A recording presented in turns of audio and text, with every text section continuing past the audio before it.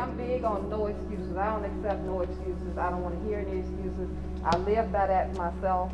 You know, I can't bend over, I can't do it. You can do it. We're gonna get you there.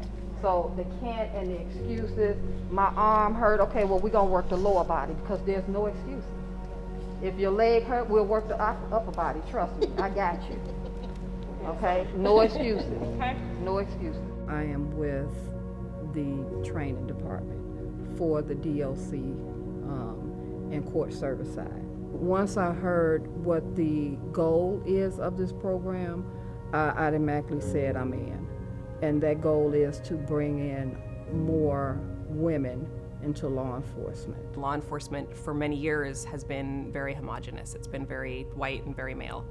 And diversity in general, diversity of thought, diversity of opinion, diversity of background and language and culture, all of those things are important in any organization, particularly in law enforcement where we are serving our communities. We should be reflective of our communities. And so women are half the population of the United States, and so law enforcement should be too.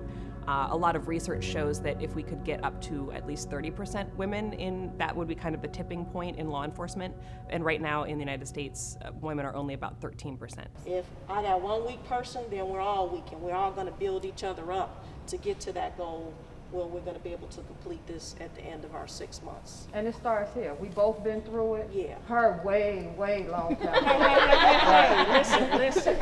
Time out on that. My name is Janice Contreras. I am a full-time employee for the Cook County Sheriff's Police Department. I trained, oh my goodness, I've trained over 1,000 people, probably more than that, since 2002 up until now. When you look at the departments and how hard they're recruiting for officers, they're begging people to come off the street. Like, I feel like they should have one of those signs, you know, like, take Like the test progressive? here. Yeah. Right. And That's this how guy's out bad there it is. flipping Yes. Like, it is legit that bad. So So that's spilling over, you think, into the academy piece of it? 110%.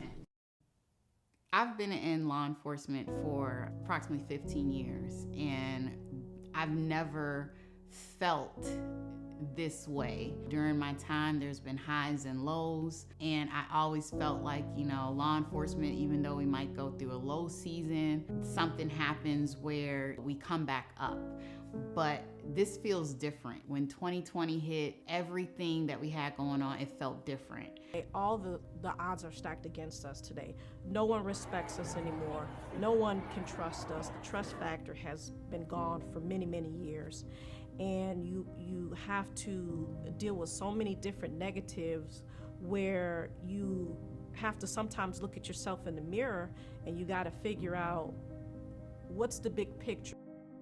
The Women of the Shield had already been working on what can we do to increase women in law enforcement just in general. After 2020, the focus was really on what can we do to let people know that they can be a part of the solution and the changes that need to be made in law enforcement. And so I think that it's important for women in general and women of color to see that they have a place within this profession. And we bring so many attributes to the table that can help change the culture of law enforcement. We work in a male-dominated field in law enforcement. If you talk to pretty much your old school male officers, they'll tell you that, you know, a woman is not fit for the job. What we see with female law enforcement officers is they bring often a different skill set to the table. Often women come with a skill set that's more verbal. It allows women to effectively de-escalate situations. And so when you have a mixture of both of those skills at the table, where you have the traditionally male skills and the traditionally female skills, it often offers different tools, different opportunities to meet the people where they are, that you're meeting in the street, and allows you to affect your mission in a different way. I always wanted to be a homicide detective. I used to watch the first 48 all the time, And I was like, okay, well, I think I could do something like that. But then when my sister just died recently in September, you know, it motivated me to that's actually what I want. So my name is Victoria Reed. I'm 32 years old, and the neighborhood that I come from is basically down on 35th and State. So I was born in Stateway. Law enforcement was not something that I ever envisioned for myself. Law enforcement is something that I doubted for myself. It was until recently that I said, why not me? I'm bold, I'm courageous, I'm empathetic. My name is Joy, I'm 33 years old, and I'm from the north side of Chicago. Being in my neighborhood and seeing how, you know, they don't get treated the best around. And I just want to show, you know, people that there's more people out there that really do care. I want to put a positive, motivating theme on being a police officer in our neighborhood. And my name is Diana Goodman. My age is 35 and from the west side of Chicago. The first thing that they do is they come in and they get weighed in. That's for everyone, right? So then after the weigh-in comes our, what we call our killer. The killer is the sit and reach. Good, keep going, keep going, keep going, keep going. You got it. Push, push, push, push, push, push, push. Okay. The sit and reach can just knock them out the box. Why? Because you have people to work out. You have your strong, muscle-bound guys, but they're not flexible. They cut, they look ripped, but they can't stretch. Women have a bigger chance of passing the flexibility test because we are more flexible than guys. I tell women all the time, if you could touch your toes, then you can pass this sit and reach test. That's the first part. And then the other end of the power test that people struggle in is pretty much that run. I've had a complete tear of my ACL and a tear of my meniscus on the same leg at a year later. And I was at work and nobody even knew it happened. And I even had surgery and I was at work. So I'm big on no excuses. I don't care, and I'm not gonna tell you my age. So I know if I can do it, it can be done. Keep it going. If you gotta do that, that's what you're gonna do. But you're not gonna walk. Good job, good job. Pick your feet up in a run, Victoria. That's good. Just keep it like that if you have to. Do not walk.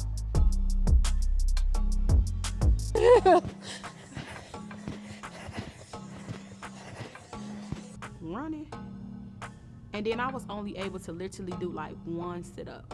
You feel bad because I'm gonna be in the same spot right after you. I had a baby. Sound like an excuse to me. Is the baby still there? Is he still there? Is he still there? You feel like it. Okay, you can take this test. Okay, come on. You got this. Come on. All right. It was bad. One. There you go. Keep going. Okay. One. You got this. There you one. Come on, get up there. All right. You got it. Still got a minute. Come on. You still got a minute. I know you give me 2. That's your goal. Give me 1 more. Get up there. Come on.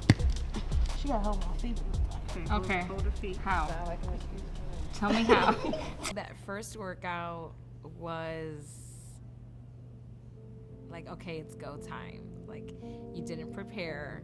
What are you really made of? What do you really have? Just getting through it was rough. You don't realize how you're going to react in the pressure until you're in it. So anyone can hype you up and say, you got this.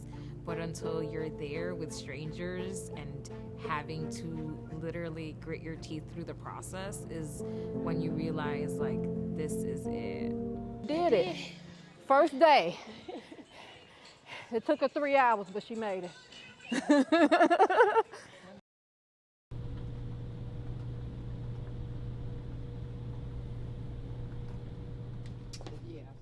And it was locked away like it should have been, but unfortunately they knew where the key was at, and she was able to get the gun. And so his thing was, let me get him the kids out. She wanted to talk to the mom, thinking you would get more, but it's, what are you going to do with somebody whose daughter is laying there dying? So she did the best she could with that call, and literally, I know in the back of her head, she's like, where they at? Because I'm like that all the time, like, please get there, please, because you have to try to find a way to keep these people calm, or even if you're just on the phone with someone and it's not a violent issue, but someone is having a heart attack.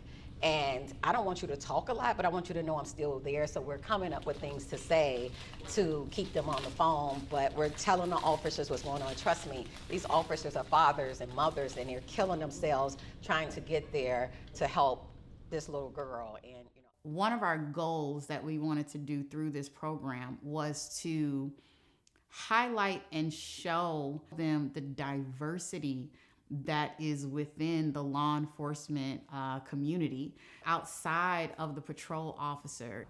That service, justice, and fundamental fairness were in their hearts, right? That everything that they did was in support of that democracy, in support of that democratic ideal. Opportunities like what Women of the Shield are offering, the opportunity to learn about the profession, to see female police officers and you know, kind of have those mentors, have those role models. It's a scary profession anyway, right? It's something that's kind of daunting. And then when you don't see people who look like you in the profession very often, when you don't have those role models, then it's, you know, I can understand why a lot of women aren't applying to be police officers. So I think we really need to be intentional about reaching out and grabbing them and bringing them up. People don't like the police anymore. So you need to go into the community and give back and talk.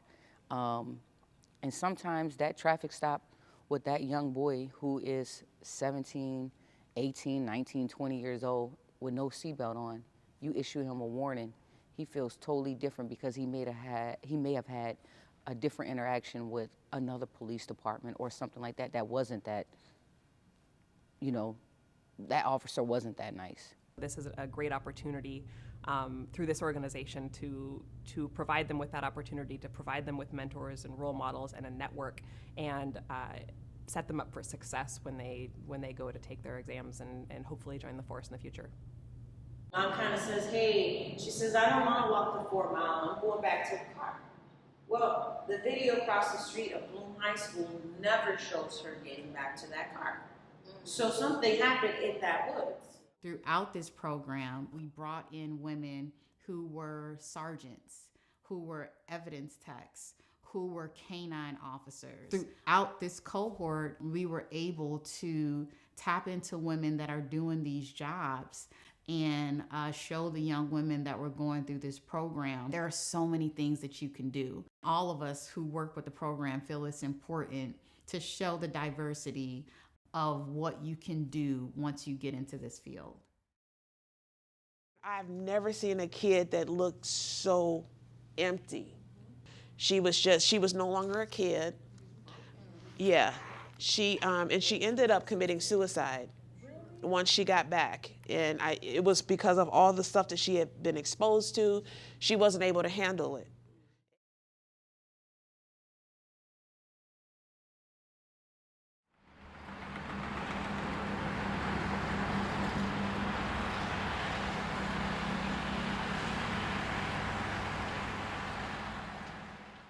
All the way over on try to get the knees up.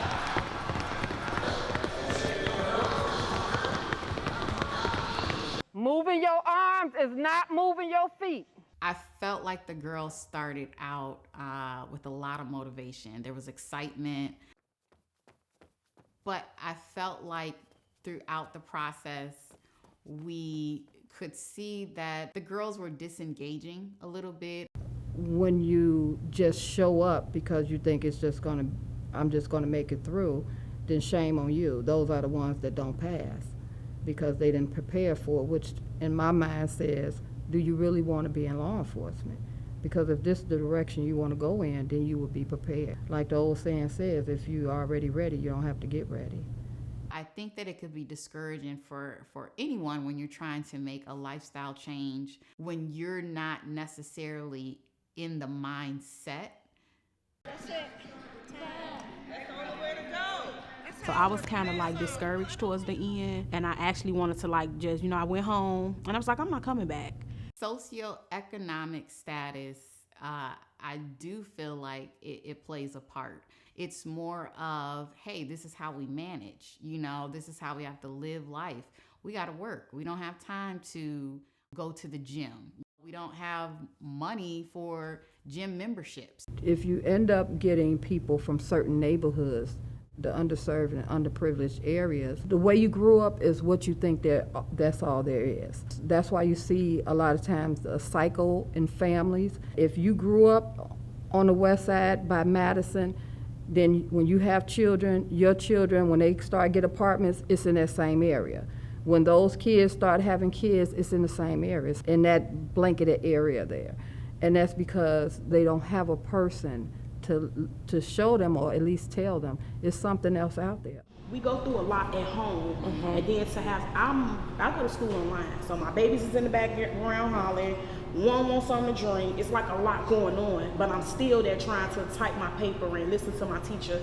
Not only are they learning about the program, but they're learning about themselves. They're also learning, is this really something I want to get into?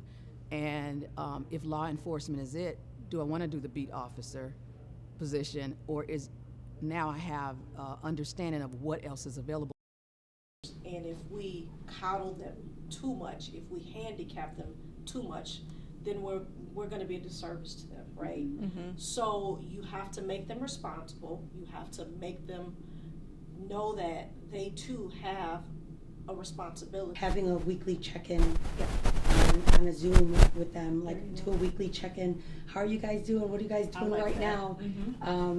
They're gonna know, oh, our weekly check-in is at 6. Let me throw on a t-shirt and some sweats and look like I've been doing something. You know what I mean? And then you put on the t-shirt, the sweats, and all of a sudden they're talking, and now they've hyped them. And even once they get off the Zoom, if they do 20 minutes of something, you've kind of gotten them to do something because there's that accountability. We were halfway through the program, and I think when you get halfway through anything, you can, it's either going to go one or two ways. Either you're going to want to push forward, or you're exhausted and you're tired. When you're in the room with 100+ women in law enforcement and people that look like you, that connect with you, it's different. It's powerful, it's motivating. And so we thought it would be a good idea for them to be in the room where they're surrounded by women that look like them and that have been through the same thing, so to speak, that they were going through, and to see that they accomplished those goals. It was amazing to see the unity in the room. Oftentimes there's a divide between women because of your title, because of the effect that you want your title to have in a room, but not in a room like this one. I'm glad that I came. It was the energy, the vibes, everything was great. Like, I'm like Joy, I'm on fire. I cannot wait. Look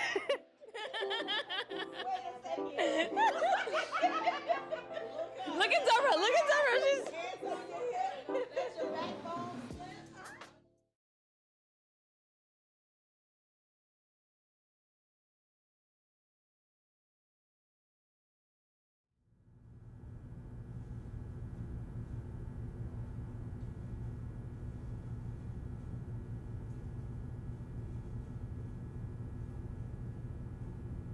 What's supposed to be going on right now? Well, we were supposed to be working out today. However, the girls didn't show up. The girls came to the brunch. We got positive feedback from them at the brunch. The girls seemed real fired up to move forward. We felt that that was the motivation that the girls needed. All of us were excited. Then we come to the first workout session after the brunch, and no one showed up. That was definitely difficult for all of us.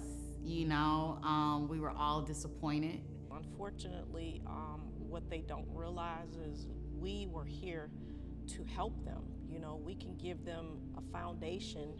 However, it's up to them. You know, Deborah and I talk about this all the time. It's up to them to basically take ownership to what they need to do on their own.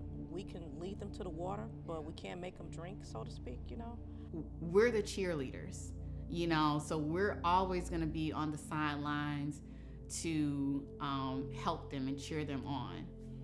But they have to be the ones to do it, you know? And this is making me emotional.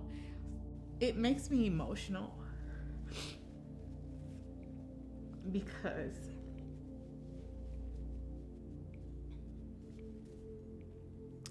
I wish that I had this type of support or program when I was going through my process.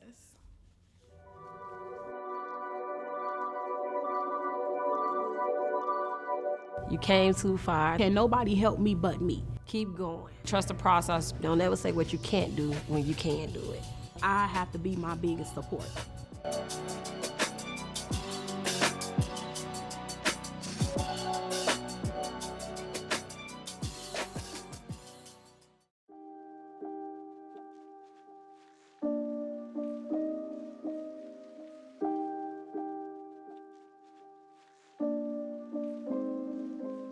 Thank you for coming to support the Women of the Shield and especially supporting our participants, Joy, Diana, and Victoria. On the first day of Women of the Shield, they were like deers in headlights, bright-eyed and wondering what was coming. Well, then came their first PT session. The ladies learned very early on that this is a real program with a real purpose and real women of the shield. Women of the shield and women who wear the shield are women who make things happen. And we do it with style, grace, humility, and purpose. All while maintaining who we are as women, mothers, wives, and mentors. We are not just women wearing uniforms created for men. We are heading departments. We are chiefs, we are superintendents, we are directors. We make first, we make history.